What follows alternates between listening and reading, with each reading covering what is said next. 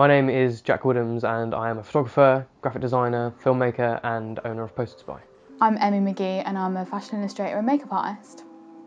Hi, I'm Ed Robertson. I'm a graphic designer and photographer based in London. So my name is Steve Booker. I predominantly create fashion, lifestyle and travel content, whether it's on my blog or YouTube channel, and yeah, put it on the internet and hopefully people enjoy it. So I've always been a creative. My mother got me into traditional art and illustration, and my father got me into photography and image editing. And for me, those two passions combined have led me to where I am today. Illustration was more of a new thing to me. I kind of took some time out after school and after doing my foundation where I specialised in fine art and photography and wasn't really sure what I wanted to do. So illustration was something I'd always done on the side, had an interest in, and you see it everywhere. I signed up to architecture, and I initially thought that was something that I wanted to do as a career. But a few months in, I was just wasn't working out. You know, the grades weren't great. I was really struggling. That is deep. Do I feel like I've changed or impacted the world?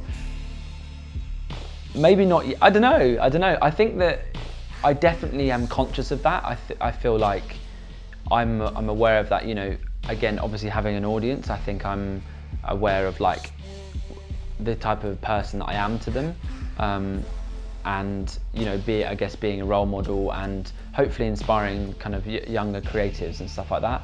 So I feel like maybe I've had an effect on people from that point of view. Hopefully, like showing them that this route is achievable, and you know, maybe inspire them to get out and take photos or whatever. So hopefully a little bit so far, but yeah, I definitely would love to think that by the end of what I'm doing, again, I don't know what it's going to progress into, that maybe that has had an effect on a few people. Even if it's just one, I think that would make me happy, yeah. For me, I find that multidisciplinism is a key and integral point of my existence. You know, I spend so much time doing a variety of different things, whether or not it's my photography, my filmmaking, my videography, my website. It's just there's so much that I'm focusing on a lot of the time. But I don't believe it's important for everybody. I think there's some people who they will focus on one aspect of their passion, whether or not it's just photography or anything in a creative field, and they will achieve it. They will be good at it. They will absolutely, you know, succeed in what they're trying to do. Yeah, I mean, I think super important. You know, being multidisciplinary in the creative industry is only going to benefit you. And I think that people with specific skill sets now in certain areas, like it's not really, well, from what I've seen, it doesn't really exist. Like, you know, the whole like video production, photographer, graphic designer, you know, post-production, like it's all, especially what I do, it's all blurred into one. You know, so like I do editing, I go out and shoot stills. You know, I operate a camera, I color grade stuff, like it's all, you know, all encompassing kind of thing. So I think that you're only going to be more appealing to employers if that's the route that you want to go down, but then also like you're building up all these skills to kind of like dip into all the different kind of categories. Well, becoming multi-disciplined is definitely a natural thing. I think it's because I wanted just another creative outlet to express myself. I started when I was at senior school and decided to take every single art GCSE under the sun and totally cripple myself with the work, but I thought if I'd only just done fine art and not done art textiles as well as graphic design, I'd have been extremely limited because you have to do what is set at school, and by having three different products to be set at once, I kind of feel a bit more free with it.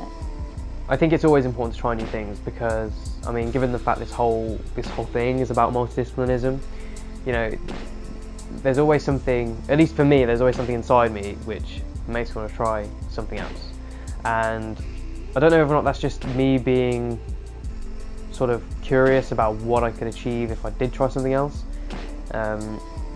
One thing I always say to people I know is there's no way you will ever know if you're good at something unless you try it. And that could be literally anything. It could be through music, art, even like financial stuff. I mean, you may not know it, but you could be good at handling documents for all you know. Like, you just don't know these things. And I think it's always important to try new things because one of the questions you asked earlier was about whether or not you let something someone sees about you, like a style, for example, define who you are. Well, if you're always trying new things, you can never really be defined, because you are always exploring, always trying different things, and kind of grasping new opportunities. And I think that's important. I think it's always important to try new things, and I don't think you can ever really lose out from it. I think you'll only always benefit from doing different things.